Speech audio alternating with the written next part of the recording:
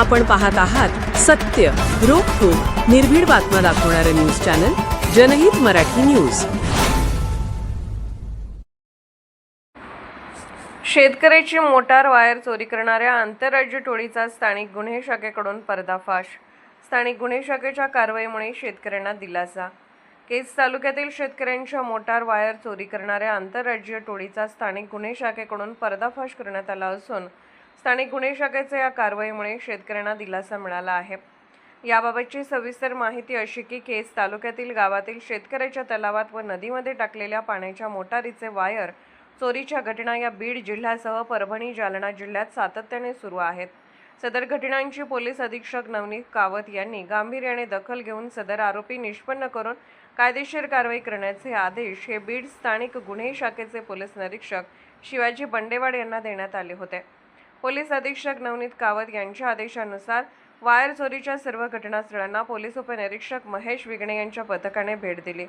आरोपीचा शोध घेण्यास सुरुवात केली। सदरच्या चोरी करणाऱ्या आरोपीबाबत माहिती घेत असताना पोलीस उपनिरीक्षक महेश विगणे यांच्या पथकाला गोपनीय माहिती मिळाली की मध्य प्रदेश राज्यातील काही इसम हे रुद्राक्ष विकण्याच्या बहाण्याने गावोगाव रेकी करत फिरत आहेत। रात्रीच्या वेळी रेकी केलेल्या ठिकाणावरून मोटार वायर चोरी करत आहे व सध्या सदर इसम हे नाशिक जिल्ह्यातील नांदगाव येथे राहण्यास आहेत। सदर माहिती मिळताच कोणत्याही प्रकारची दिरंगाई न करता पोलीस निरीक्षक शिवाजी बंडेवाड यांनी पथक नांदगावच्या दिशेने रवाना केले। सदर पथकातील अधिकारी कर्मचारी हे नांदगाव येथे जाऊन संशयित इसमाचा शोध घेऊन धर्मेंद्र सुक्कल पारधी वय वर्ष 25 राहणार विलेगे बुठा जिल्हा कटनी राज्य मध्य प्रदेश शेख रफिक शेख बाबू वय वर्ष 25 राहणार माजलगाव जिल्हा बीड एक विधी संघर्षग्रस्त बालकास ताब्यात घेऊन विचारणा केली असता बीड जिल्ह्यातील माजलगाव व केज येथील वेगवेगळ्या ठिकाणावरील नदी व तलावामधून त्यांचे इतर 8 साथीदारांच्या मदतीने वायर चोरी केली असल्याची कबुली दिली।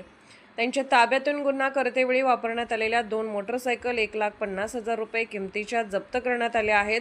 सदर आरोपीने माजलगाव व केज उपविभागातील एकूण 6 गुन्ह्यांची कबुली दिली आहे। सदर तिन्ही आरोपींना पुढील कारवाई कामी केज पोलिसांच्या ताब्यात देण्यात आले आहे।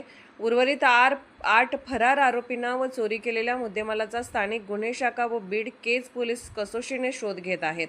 सदरची कामगिरी ही पोलीस अधीक्षक नवनीत कावत, अप्पर पोलीस अधीक्षक श्रीमती चेतना तिडके मॅडम, स्थानिक गुन्हे शाखेचे पोलीस निरीक्षक शिवाजी बंडेवाड यांच्या मार्गदर्शनाखाली पोलीस उपनिरीक्षक महेश विगणे, पोलीस हवालदार महेश जोगदंड, पोलीस हवालदार जफर पठाण, पोलीस हवालदार दिलीप गीते, पोलीस हवालदार बप्पासाहेब घोडके, चालक पोलीस हवालदार गणेश मराडे यांनी केली आहे।